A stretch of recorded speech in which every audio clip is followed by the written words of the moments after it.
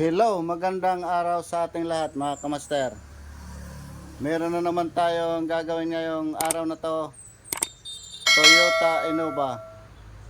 So kahit marami na tayong naging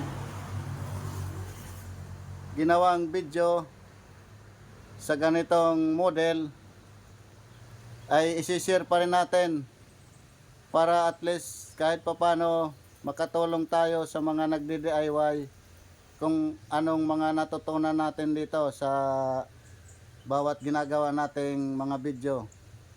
So panoorin nyo mga kamaster kung anong ginagawa namin dito.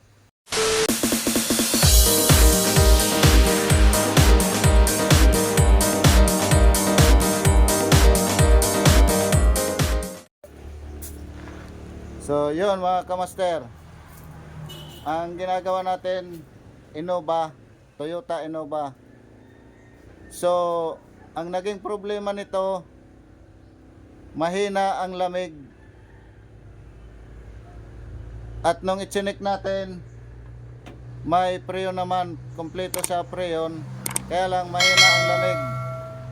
So nag-decide tayo, ang gagawin natin aircon cleaning. Titingnan natin sa loob kung madumi. So aircon cleaning natin to mga kamaster. Yan mga kamaster, meron na naman tayong ginagawa. Toyota Innova na naman to, dahil marami nang nakapanood ng ginagawa natin ng mga Toyota Innova. Dumadami na yung customer natin na ganitong model, ganitong sasakyan, kahit mas bago pang model mga kamaster. So ito, general cleaning. Tingnan natin kung anong gaano kadumi. So ayan mga kamaster, ganyan na kadumi yung ginagawa namin na Toyota Innova.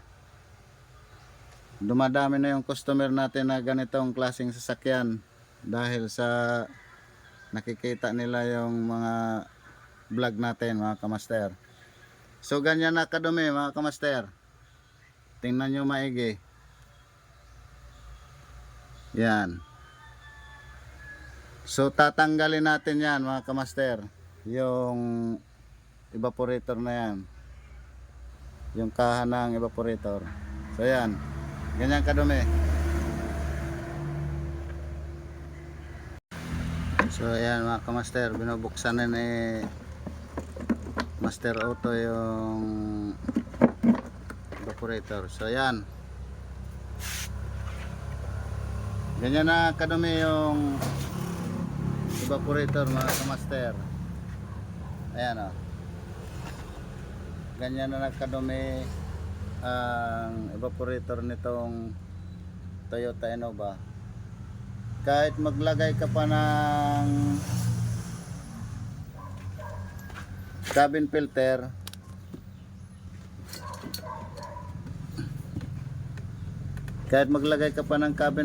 may ilang percent mga kamaster na napupunta sa evaporator. Kaya ganyan ang itsura. Yan o, lapit natin, ganyan na kadumi mga kamaster. Saradong sarado na ang mga pins nya. So yan, ganyan na yung kadumi. Kahit may cabin filter, may ilang percent pa rin na dumi, na alikabok ang pupunta sa loob niyan. So ganyan na kadumi mga kamaster. So yan mga kamaster, binabaklas na ni Master yung evaporator sa likod. So dito pa lang halatang madumi na, kasi tingnan mo yung gumagawa, sobrang dumi na. So ayan, babaklasin natin at titingnan natin kung anong itsura ng evaporator nya. Ganyan o, hindi pa masyadong nababaklas yan. Galing yan dyan mga kamaster. Kahit meron na kaming naunang mga video na ganito, i-share pa rin natin para makita nyo kung anong itsura. So yan, bubuksan natin yan mga kamaster. So yan mga kamaster, ganyan na yung itsura ng evaporator nya. Madumi na mga kamaster, pero ililigtis din natin to, baka hindi lang natin alam to dahil may mga parang langis-langis o kaya nabasa lang to. Ililigtis pa rin natin yan. Ganyan na kadumi mga kamaster.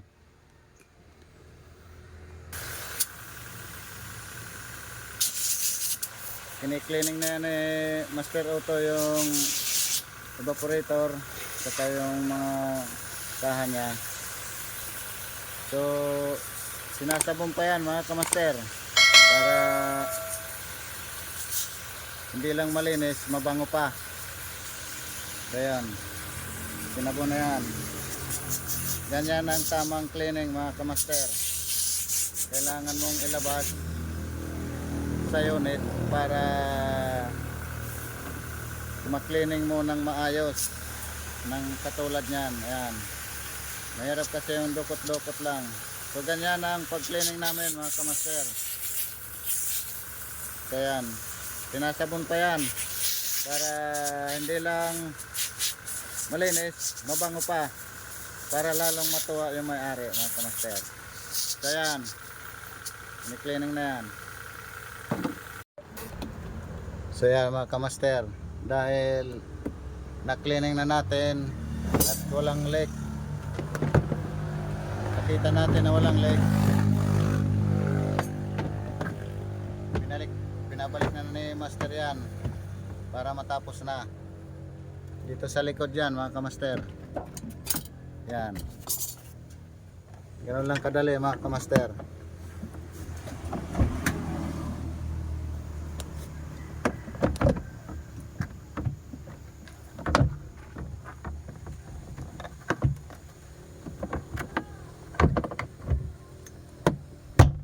Ganoon lang yan mga kamaster, pinapukpuk lang ng kaunti yan at ganoon nakabalik sa dati yan mga kamaster. Yan mga kamaster, yan ang pinakamaganda sa binabaklas dahil malilinis mo ng maayos yung mga sulok-sulok, tapos mamaya hahanginan yan ni Master para lumipad yung mga alikabok na nakasaksak doon sa mga sulok-sulok. Mas maganda yan kaysa hindi binabaklas. Ito, pwede mo nang tawagin yan na back to zero mga kamaster, kasi nakikleaning lahat yung mga sulok-sulok. Pwede na nating tawagin back to zero yan.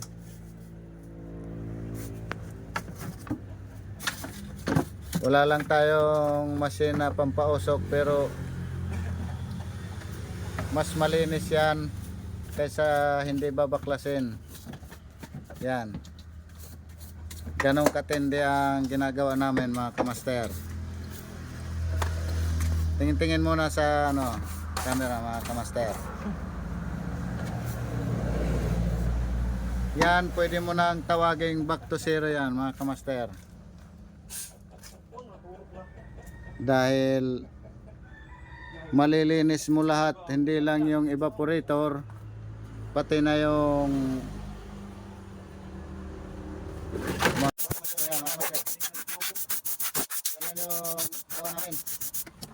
pinaklasin pa ng mga hangin yan, yung mga tulog-tulog yan, nilinis na maayos yan para maganda ang performance ng pagkagawa natin. Yan ang pinaka advantage sa binabaklas natin masal, dahil matiklinin mo yung ilalim ng dashboard. Pwede na natin matawag yan na back to zero mga kamaster. Yan, kasi pag linining mo ng yan, tundok lang yung no baklas, Hindi mo matatangin yung malum na katulad na. Master. So ganyan ang cleaning namin. Para sa akin, mas maganda to.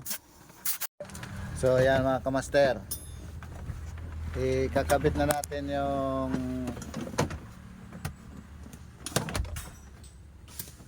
bubong ng dashboard para matapos na, kasi na cleaning na lahat yan mga kamaster, para mabuo na siya at kukunin na ng may-ari yan.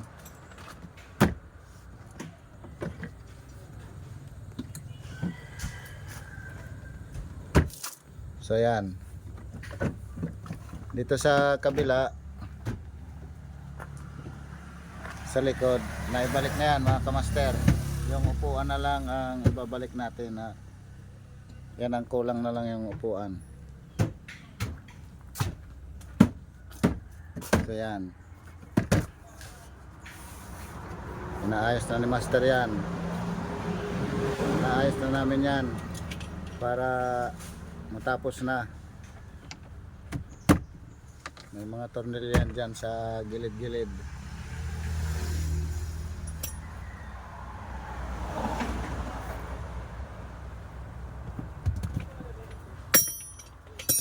So yan, minamadali na ni master yan dahil tumawag na yung may-ari. Konti na lang ibabalik niyan. So yan mga kamaster, binubuo na natin yan at may mga tornilyo yan dyan, yung mga nalagyan ni master. Meron din yan dito sa ilalim nito, may mga tornilyo yan mga kamaster dito. Kaya yun ang dapat nating inaalam, yung mga tornilyo dyan, kasi pag baklas ka lang ng baklas, mga plastic lang yan, masisira mo yan. So kailangan alam mo kung saan yung mga kilite dyan para hindi ka makasira ng unit, dahil napakamahal ng mga dashboard na yan pag yan ang nabasag, at saka nakakahiya sa may-ari. So yan mga kamaster, dahil naligtis na natin at na cleaning, naibalik na yung mga kailangan ibalik. Na vacuum na natin yan mga kamaster, na vacuum na yan, ha. Ready to charge na tayo ng Freon. So yan, naibalik na yan mga kamaster.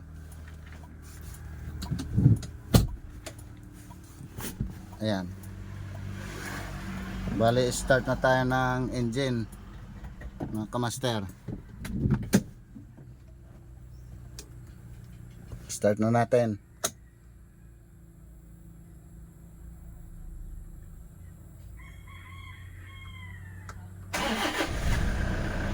So yan,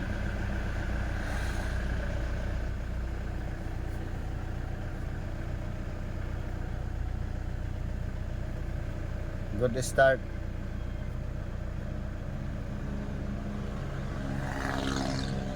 Itong umiilaw na yan sa belt lang yan ng safety belt. Saka yung isa, ito dati na yan sa mekanikong trabaho na yan mga kamaster, yung timing belt, baka palitan na yung timing belt. So alam na ng may-ari yan mga kamaster. So start na tayo. Okay na yan, ready to charge na tayo mga kamaster. Yan mga kamaster, malamig na yung loob nya. Yan, pwede na pambiyahe, hindi natatama rin yung driver tsaka passenger. So kung bago ka pa lang sa aming channel, huwag mong kalimutan mag-subscribe. God bless po sa ating lahat. Malamig na yan mga kamaster.